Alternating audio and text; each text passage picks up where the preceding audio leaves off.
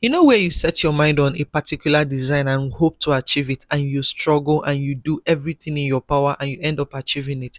This is that class for me. Welcome to this class where we make a perfectly imperfect autogele because I had to sew and lose until I achieved it. But the result is amazing. Whenever you're working with Sego gele, please make sure you have this needle. It makes your life easier. All right. Do not use the other safety pin, the other this type. Don't use this type. It will injure your hands. So use this one that has this protective cover. All right. Okay. Measure out 24 inches, and my 24 inches is here. All right. Then I mark it. Then downwards again. So I'm taking my 24 inches from the length side of it. All right. I come down here, measure another 24 inches, sorry. 24 inches is here. So I cut it lengthwise, like so. This one measures 24 inches by 20, let's see, 22 inches, I think. Exactly. So 24 by 22. So it is on this 22 inches side, this side, that I'm going to build my pleats like so. All right. So this one will just be the from left to right. All right. So now that I have it, I will start pleating from one side. Make sure that your hand needle is ready, threaded. So I start pleating it like so on one side. Choose any side. Let me start here. Any side works. So I start making my pleats like so.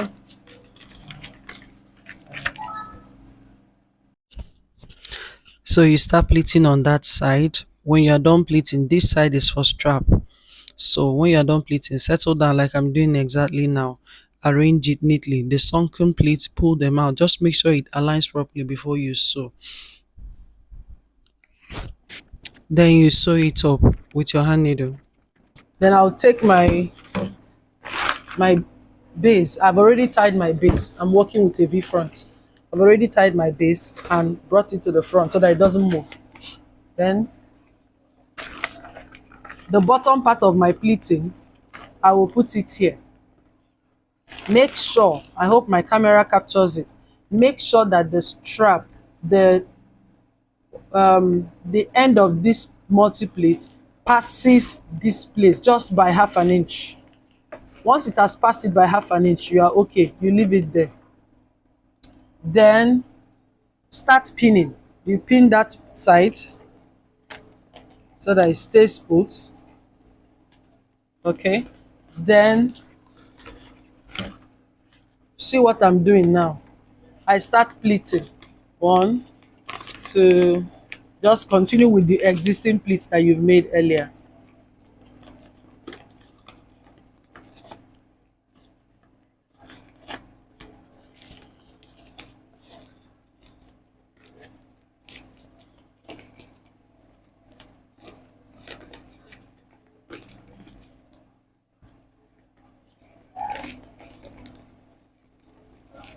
So all I'm doing now is to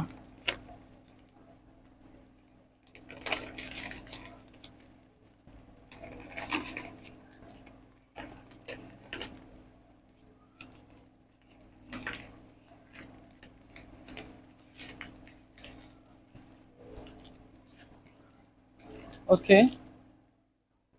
So now see the pleat I have made. See what it looks like. So I now continue pleating. If you can pleat on the dummy, continue. If you can pleat outside the dummy, continue. But just what I'm doing here is just to pleat. So see what I've done so far. I pleated from here to this point. So one tip I will have to tell you is this: when you are pleating and you're moving your thread from here to the bottom to up to the bottom, do not make your thread tight. Don't pull it too tight so that your hair tie will relax. Now, now this is a new design I was trying to formulate, right? So I tried to make that place where I am working on now to form an ace, but not a pointed ace, like a round ace. I tried, it couldn't work. So that's why I love that I'm carrying people along in this my gele making. All right. So I loosed it, I did it again, it didn't work, loosed it, did it again, loosed it, did it again. It took me like 5 trials. I decided, look, I'm going to leave it because it couldn't rise up like the way ace is supposed to rise up. All right. So you will soon see how I achieved it to become high like ace eventually, because this method did not work. You see what I have? So I want to give you a tip. After sewing it, another one is going to come from here. Anyway, I'll give you the tip when I'm done sewing. So you sew it in such a way that thread does not show. Just leave it the way it is. Thread must not show. So now I'm done attaching it to the base. All right. I will use my lighter and burn every hanging thread off.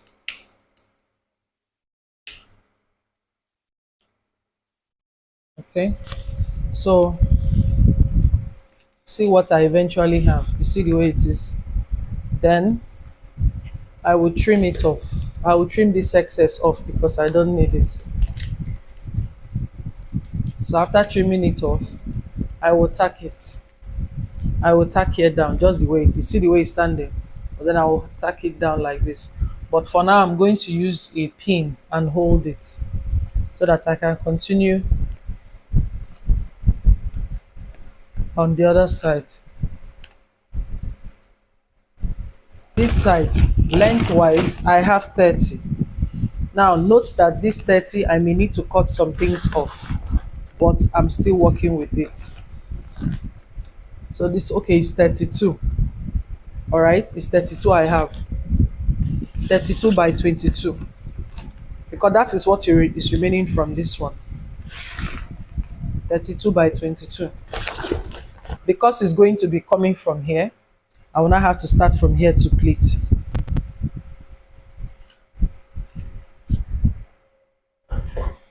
Let me trim this thing off to be equal.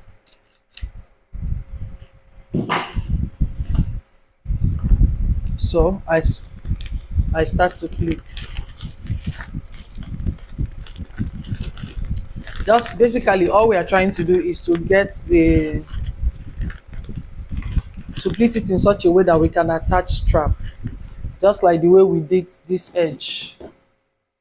The way we did here. So that's what I'm trying to do.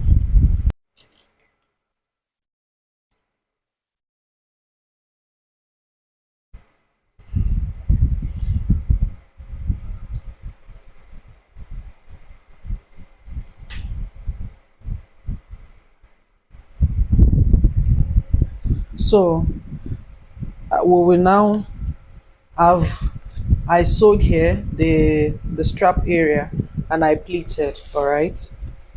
So it's like this now. This is how I'm going to attach it to the base. You see what I have? So it has to come to this front. That's the design. To this center place. So remember that how to attach multi-pleat to the base. I will trim this off later. How to attach multi-pleat to the base is from the back. From the back, count 3 inches. Measure out 3 inches from here, the back of the base here, 3 inches. 3 inches is somewhere here. Then you start sewing it. So from here to say you're not attaching it, from here to here you're not attaching it. Then you start sewing it until you come to where you want to stop. All right. So that's what I'll do. I'll do it, then I'll come back.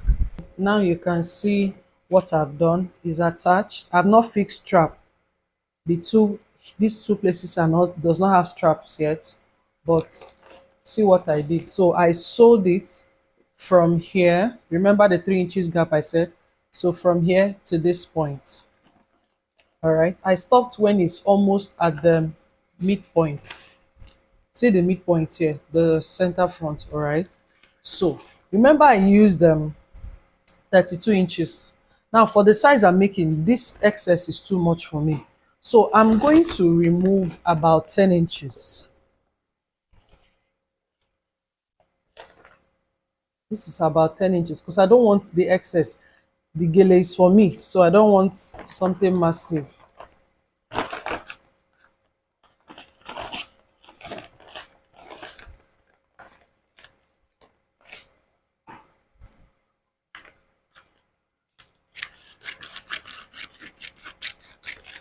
So when you are making your own, you can do your necessary calculation and know what I'm doing.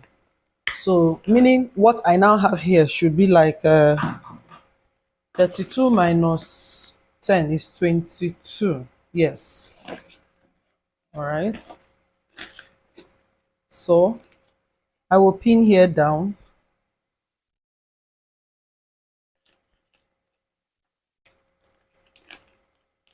I will pin this midpoint down. Then I will start to take my.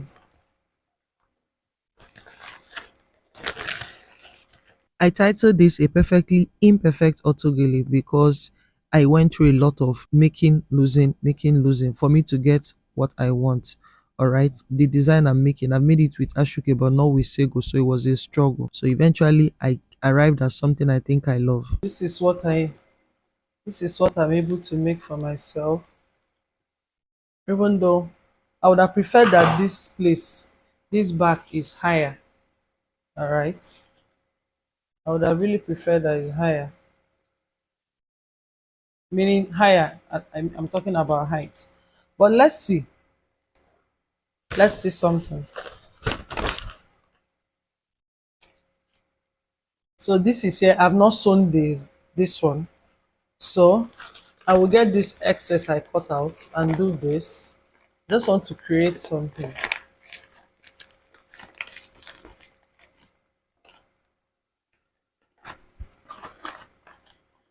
See what I did?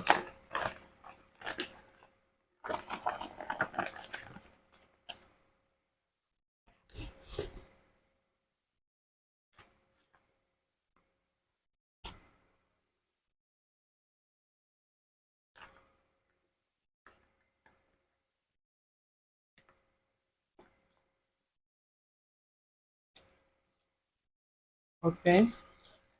Then so all I'm trying to do is to pin it here because I want this back to be higher. So I'm just trying to see either I do this.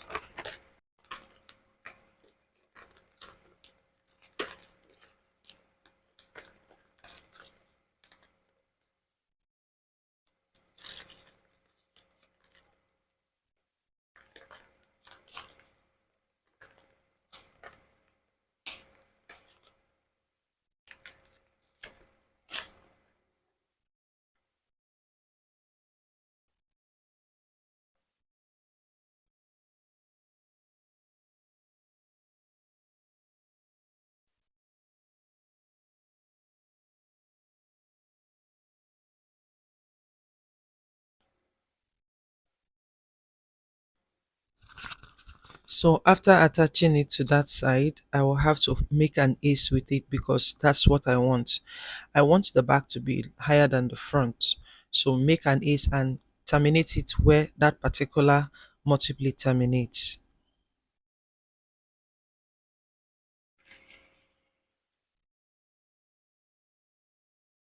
So as it is now, I'm going to sew it.